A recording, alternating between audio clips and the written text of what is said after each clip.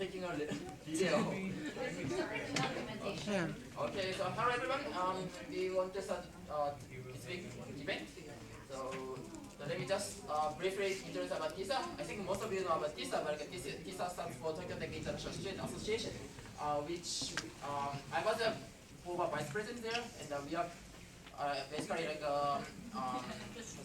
organizing events like this, or like some welcome party, or like a sports festival, like which connect people to people, like international students and also Japanese students, and also some people from outside of Tokyo Tech. And we are like that kind of group, and we. Okay, so we have events here today. Let's Go Global, which is a weekly event, which these events like usually every week there's like a presentator or like a presentators who present about their countries.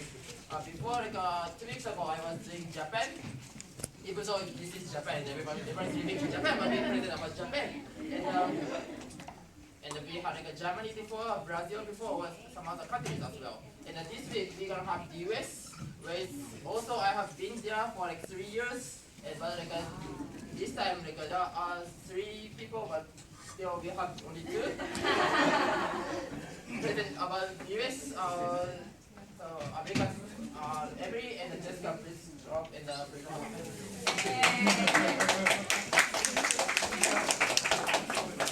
It's not big something. I want to have this. We're from the United States. Well, Where is that? where is that? Great question. It's in North America. Between Canada and Mexico. But so anyway, one of the things when we were thinking about presenting about America is it's a large place that has a lot of different subcultures within it. So a lot of people have immigrated to the U.S. and they go to certain areas, and so each area is very different. And so when we were trying to present the entirety of America, we were struggling because each area is so different. So we picked Jess, me, and Brad to present about the areas that we're from and kind of show you what America's like from our perspective. So Brad was supposed to start, but he's not here. So I'm going to quickly go through the slides. And he's from D.C. Here's America. Puerto Rico. America. And now there's a lot of pictures.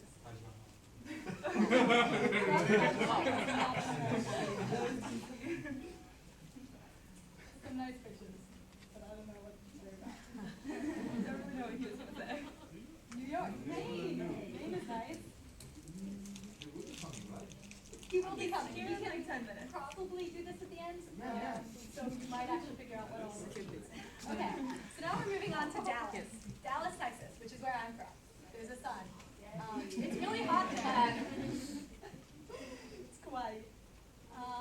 So anyway, Texas, my home state. This is the Texas state flag on a map of Texas.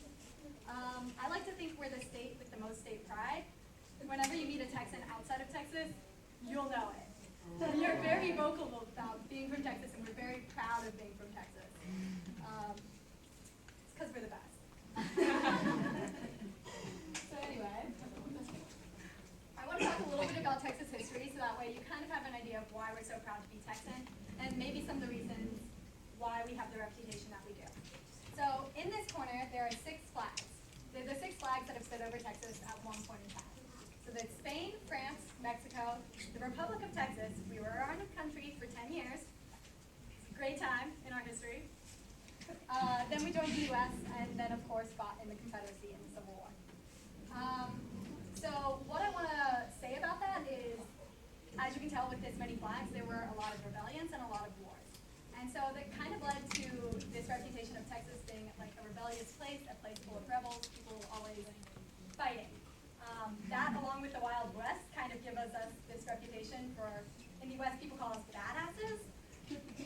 I'll take it, but yeah, it's mostly because we've had a lot of wars there. That right there is the Alamo. Has anyone heard of the Alamo? It was what started the War of Independence when we broke off from Mexico to become our own nation. Basically, everyone died, and everyone in Texas. Well, a lot of rebel fighters decided to lock themselves in a mission, and the Mexican army came and killed every single person in the building. and the rest of the Texans got really angry and decided that they were done with Mexico, and we had a civil war, which we ended up winning, and so we became our own country. And a fun fact about that is, since we were our own country for 10 years, we are the only state in the United States that's allowed to fly our state flag as high as the American flag. I don't know, fun fact. AKA, we're the best state. And howdy. So anyway, being from Texas, there's a lot of stereotypes. A lot. I get asked a lot of really dumb questions everywhere I go. Like even in the States, all the time. Yeah. So anyway, one of the ones I've been asked the most about since coming to Japan is guns. Yeah. Okay. Can everyone read this question down here? What?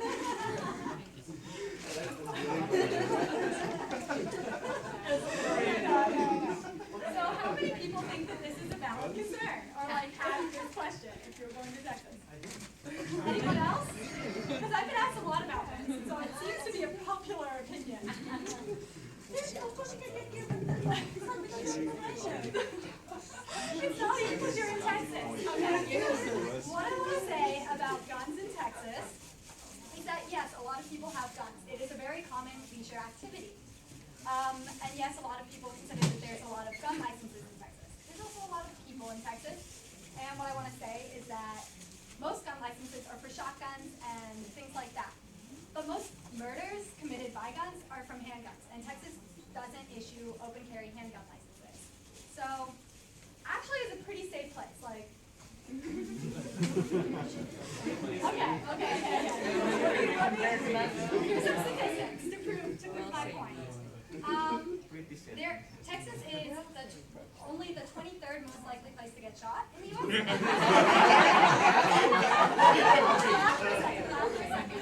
But what I want to say is that most places with high population density are the places you're most likely to get shot. Big cities: New York, Detroit, Chicago. Texas has 3 of the biggest, like, top 10 cities in the U.S., and we're still only 23rd. And like all these gun licenses, it's actually pretty good, honestly. for the amount of people that there are in Texas, it's one of the safest places to be. Okay, don't go shooting when you're drunk. You should be safe. Okay, so that's what I have to say about guns.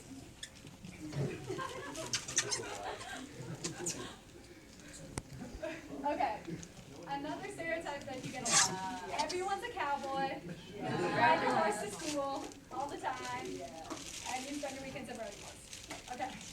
I do spend my weekends at rodeos. They're really fun. I don't ride the horse to school though. That's just kind of weird. So yeah, if you're ever in Texas, I highly recommend going to a rodeo. Now, what is a rodeo? Next question. It is a large series of events. It's a large sporting event. You can think of it like a track meet, where it's one thing, you go, you watch the whole thing, but there's a bunch of different events. And so the people who compete are cowboys or cowgirls. There are cowgirls who compete in rodeos. And they usually focus in a specific event. So there's events such as riding, roping, which is the lasso, wrangling, and racing. No shooting in rodeos. Totally different. This is just cowboys and riding. And a fun fact about it is that almost half of the cowboys at rodeos don't come from Texas. They come from Montana and Wyoming. It's weird. I agree, but you know. And then after you go to the rodeo, my favorite thing is you go to your local honky tonk and you practice your 2-step. It's really easy. It's like our form of dancing, and so it's really fun. Also, a lot of fun food has come out of Texas. 7-Eleven was started in Dallas, Texas. Yeah, fun fact. I've noticed that a lot here, so I put that there. A lot of what people consider Mexican food in the States is actually Tex-Mex, and it was started in Texas. So like fajitas, the frozen margarita, the type of chili that people eat mostly in the U.S. Steak, cattle capital of the U.S., makes sense. And brisket. This is a cut of beef that has been smoked for like 10 hours in a pit, and then covered in barbecue sauce, and it's so good. I know, I want some too. Anyway, that's Texas. It's a good place. Highly recommend you go. Okay. So I'm from California, so I would say that California is the best state, not Texas. And so yeah, here's like a little palm tree. So California has a lot of palm trees, but they actually aren't native to California. It actually costs like $10,000 to import one tree, but we plant a lot of them. So I don't know why. What? Palm trees don't need that much water, do they? So this is California. That's the California state flag. Our symbol's like the bear. So, and then we have 3 major cities in California. We have San Francisco, Los Angeles, and San Diego. I'm from SoCal, like Laguna Beach, like between San Diego and Los Angeles.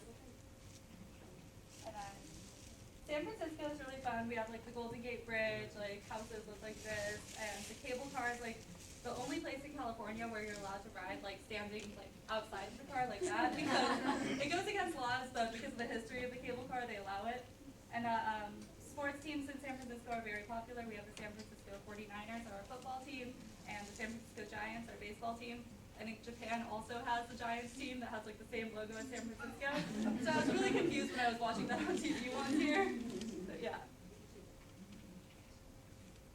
And Los Angeles is also really fun. We have a lot of traffic. You can never drive through Los Angeles any time of the day, even if it's like 4 a.m., there will be traffic. So, and then Hollywood's always really fun. Like you can hike up to the Hollywood sign, and there's the Hollywood Walk of Fame where all celebrities have like a star with their name on it. And then San Diego has a lot of really nice beaches and stuff. Beaches, clubs, like good nightlife. I don't go there that often, but this is like Sunset Cliffs. And it's really fun because you can go cliff jumping. Technically it's illegal to cliff jump on the ocean in California, but people do it all the time anyways. So, and then I'm sure like if every time people ask me, I tell people I'm from California, they're like, oh, do you surf? And I've actually surfed like once in my life, and it was in Hawaii. But surfing is still very popular in California. We have a lot of big surf competitions. So this is the US Open in Huntington Beach. I've been there. It's crazy. They've had like rides and stuff because so many people go. And then this is Mavericks. There's also a big surfing competition there. They have like the biggest waves in California. It can get up to like, I don't know, like 50 feet. That could be an exaggeration. I don't really know. And then here's like a little video of surfing in California. I'll fast forward a little. That's working. Okay. This might be, there we go. That works. Okay, I could skip this. So that's typical surfing in Huntington Beach, California.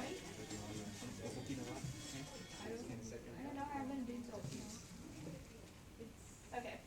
So one of the most popular destinations in California is Disneyland and California Adventure Park. What's that? Florida? The original. This was the original. Orlando, Florida. The original was Anaheim. No, it was Florida. Orlando. It was Anaheim.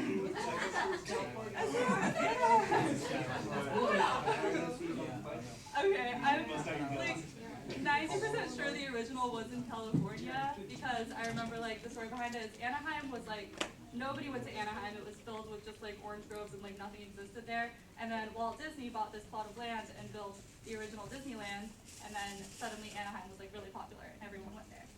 So it's much more expensive than Tokyo Disneyland. It costs like over $100 to go there for a day, which I think is kind of a waste, but it could be really fun sometimes. And then we also have a lot of mountains in California. I'm sure you've heard of Yosemite, and like we also have the Sierra Nevada mountains, Tahoe, so there's a lot of good skiing. This is Mount Whitney. It is the highest mountain in the continental United States with an elevation of like 3,000 meters, and I believe it's like the 5th highest mountain in the world. So it's fun. I've hiked part of it before.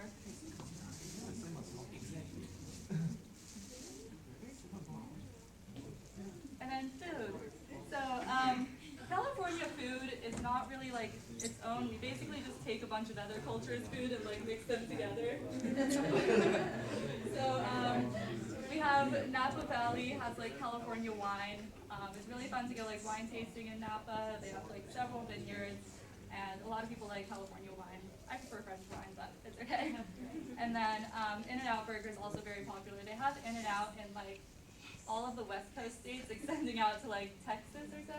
I think they have some in Texas, and then it's not on the East Coast, but it's very popular. This is a California burrito. So it's basically you take a burrito with like meat and everything in it, and then you just stick French fries in it and call it a California burrito. And then, so like, I don't know if you've heard of like California rolls. That's like our version of sushi. And then this is one of my favorites. It's called Sushirito. So they take sushi. It's sushi combined with a burrito.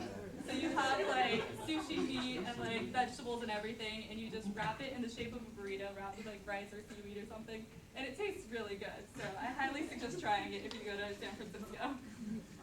And then since we're so close to Mexico, we also have a lot of like Mexican food. So like tacos are very popular, like guacamole.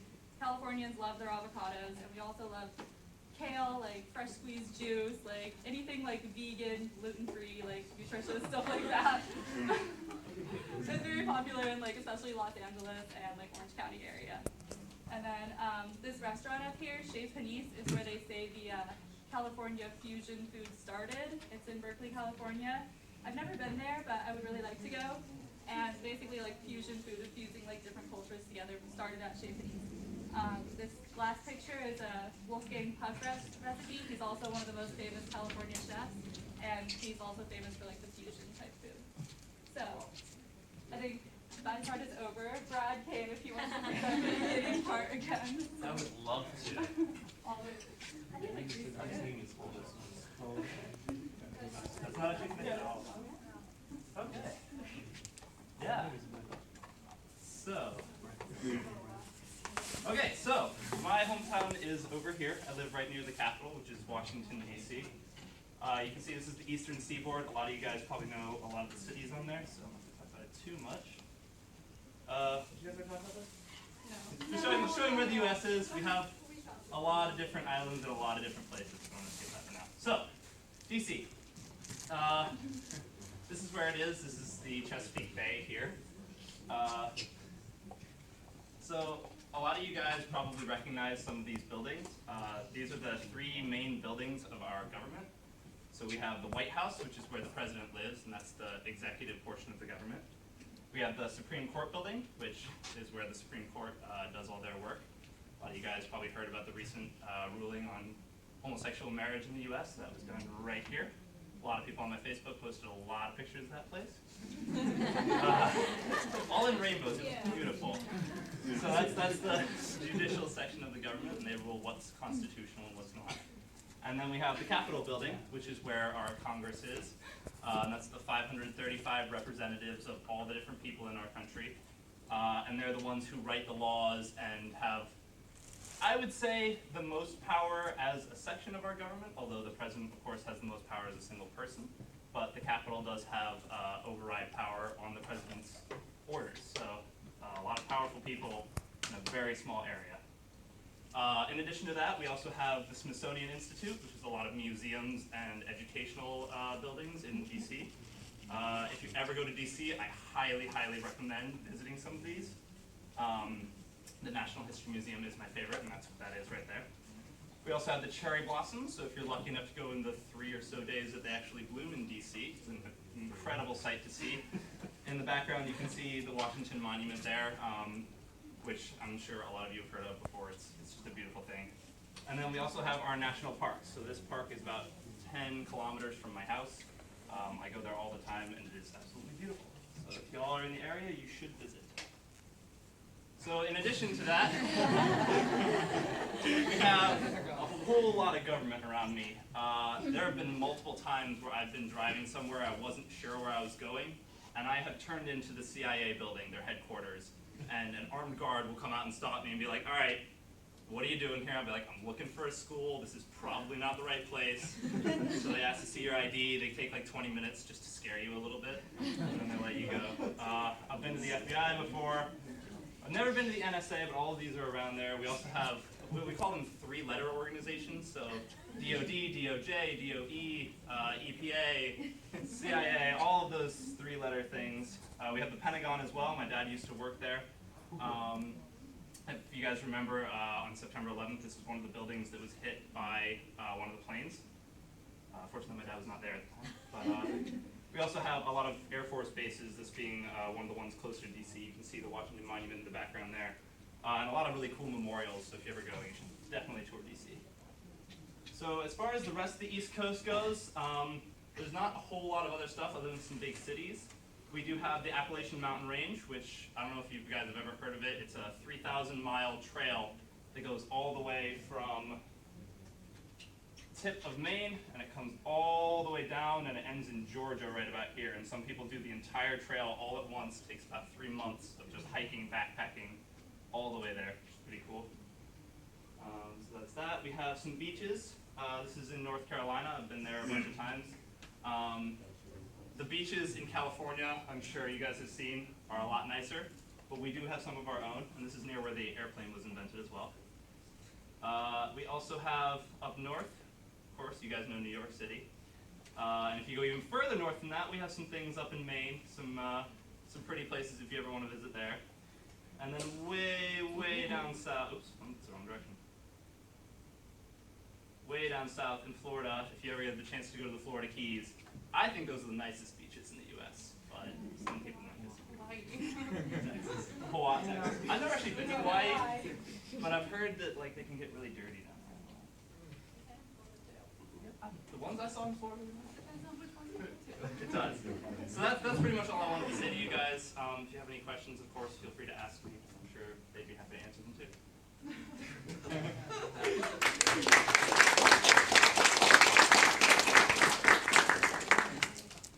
Thank you you guys.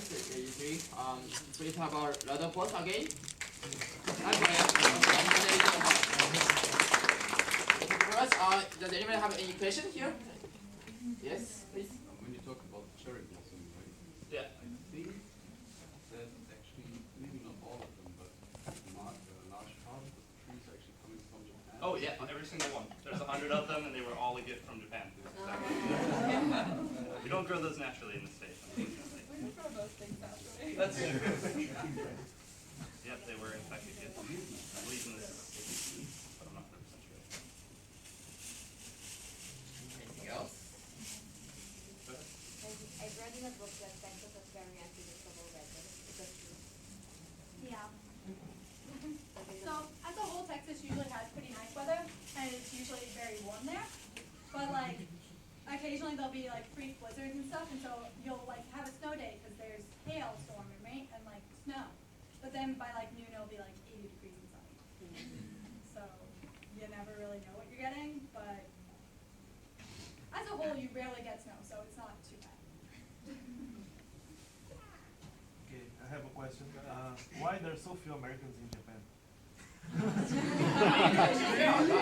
Apart from the distance, No, as in, it's an incredibly different culture. I don't know how many of you guys, especially the Japanese, have actually been to America, but the cultural difference is completely different. The language is completely different. Even the grammatical structure is totally changed from what we use in the U.S. So it's a big transition to come from the United States to Japan. In addition, I would say it seems to me like the U.S. has a lot fewer immigrants than a lot of other countries. Possibly just because it's such a large country and we do have so many different things to offer. There are a lot of people who, if they're looking for a specific thing, they can find it in the States. There is a large subculture that is very, very into Japanese anime and manga and things like that. I guess you'd call them otakus here. But I think most of them generally would stay in the States just because it's a simpler transition. Okay. Good. Thanks. One other? Yeah, last one. Are you interested in Japanese culture?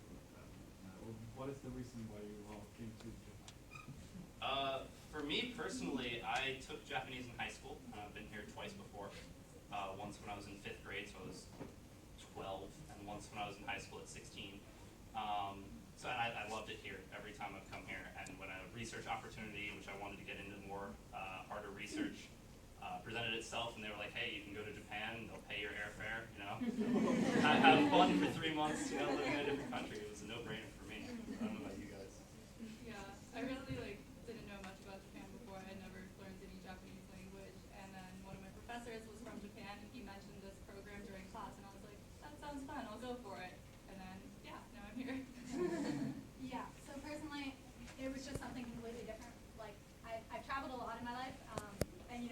some experience with like European languages, but this was something where it was something completely different where I had no idea, and I really wanted to see how I do in that kind of situation. So I guess. Sounds like a good business. Very adventurous. Anyone else? Okay, so maybe you can ask them. Yeah, we'll ask them individually. Why did it say? Oh. Later, later. Yeah, Okay. we still have some time maybe. So thank you very much. Do you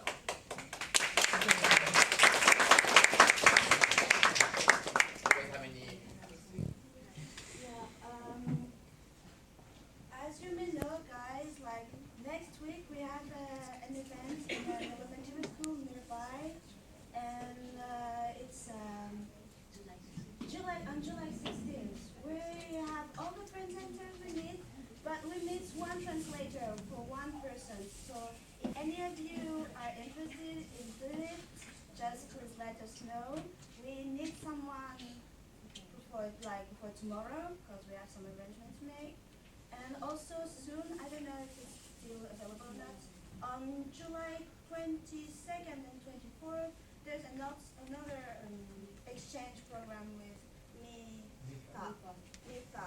They're looking for people to present their country, not from Mongolia